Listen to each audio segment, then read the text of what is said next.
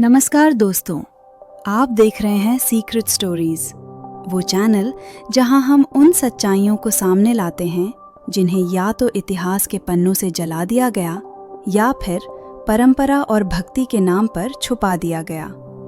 आज की कहानी न किसी राक्षस की है, न किसी श्राप की, बल्कि एक ऐसी प्रथा की है जिसे सम्मान का दर्जा दिया गया, जबकि हकीकत में वो एक जिंदा इंसान की दर्दनाक मृत्यु थी।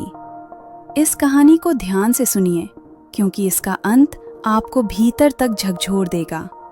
बहुत समय पहले देवगढ़ नाम के एक राज्य में पद्मावती नाम की एक नवविवाहित राजकुमारी रहती थी।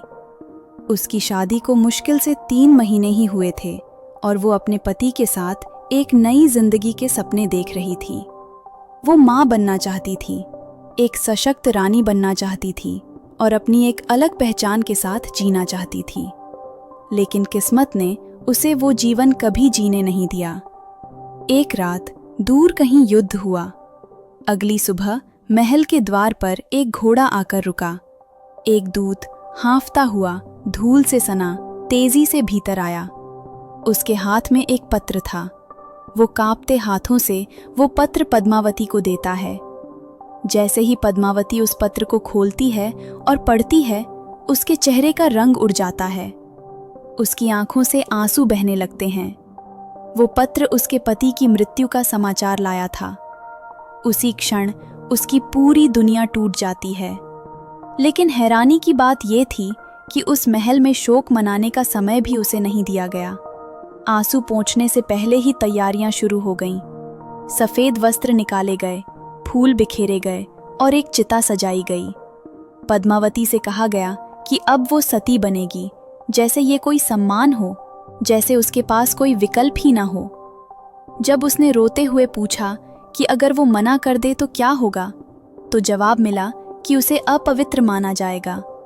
सास ने इसे उसका धर्म बताया, पुजारी ने इसे मोक्ष का मार्ग कहा और राजा ने इसे राज्य की मर्यादा कहा। चारों ओर आवाजें थीं, लेकिन किसी ने ये नहीं पूछा कि वो क्या चाहती है। चिता तैयार थी, आग जल रही थी और लोग फूल बरसा रहे थे। ढोल और शंख ऐसे बज रहे थे जैसे कोई उत्सव मनाया जा रहा हो। पद्मावती के पैर कांप रहे थे, उसके हाथ ठंडे पड़ चुके थे और उसकी आंखों में केवल एक सवाल था, क्या मेरे पति के बिना मेरी जिंदगी का कोई मूल्य नहीं है? जब उसे चिता की ओर ले जाया गया तो उसने आखिरी बार भीड़ को देखा। वहां न शर्म थी न पछतावा, केवल तमाशबीन थे। वो चीखना चाहती थी, लेकिन भक्ति के शोर में उसकी आवाज दबा दी गई। आग भड़क उठी और लोगों ने कहा कि पद्मावती सती हो गई। लेकिन सच्चाई ये थी कि एक जिंदा औरत को जला दिया गया। वर्षों बाद जब राज्य के पुराने अभिलेख सामने आए तो एक और सिहराने वाला सच लिखा मिला। पद्मावती गर्भवती थी। उस रात केवल एक स्त्री नहीं, बल्कि 2 जिंदगियां समाप्त कर दी गईं। एक माँ और एक वो बच्चा जिसने दुनिया देखी भी नहीं थी। इतिहास में एक और मान्यता भी मिलती है। कहा जाता है कि पति की मृत्यु के बाद देवगढ़ राज्य पर बाहरी शक्तियों का खतरा मंडरा रहा था और पद्मावती को डर था कि उसके जीवन और शरीर पर किसी और का अधिकार हो जाएगा। कुछ कथाओं के अनुसार इसी भय और अपमान की आशंका में उसने स्वयं आग में कूदने का निर्णय लिया। लेकिन सवाल आज भी वही है, अगर ये निर्णय था भी तो वो किस डर और किन परिस्थितियों में लिया गया था? बाद में उसके नाम पर मंदिर बनाया गया और उसे सती माता कहा गया। लोग उसकी पूजा करने लगे, लेकिन किसी ने ये नहीं पूछा कि अगर वो देवी थी तो उसे बचाया क्यों नहीं गया।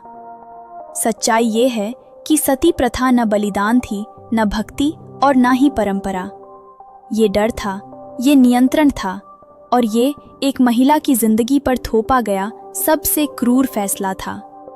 पद्मावती ने आग नहीं चुनी थी, उसे आग तक पहुंचाया गया था। अगर आप मानते हैं कि सच्चाई को कभी छुपाया नहीं जाना चाहिए, तो इस वीडियो को लाइक करें, इसे शेयर करें ताकि और लोग भी ये कहानी जान सकें और सीक्रेट स्टोरीज चैनल को सब्सक्राइब करना ना भूलें। हम फिर मिलेंगे एक और ऐसी कहानी के साथ जिसे इतिहास ने जलाने और मिटाने की कोशिश की।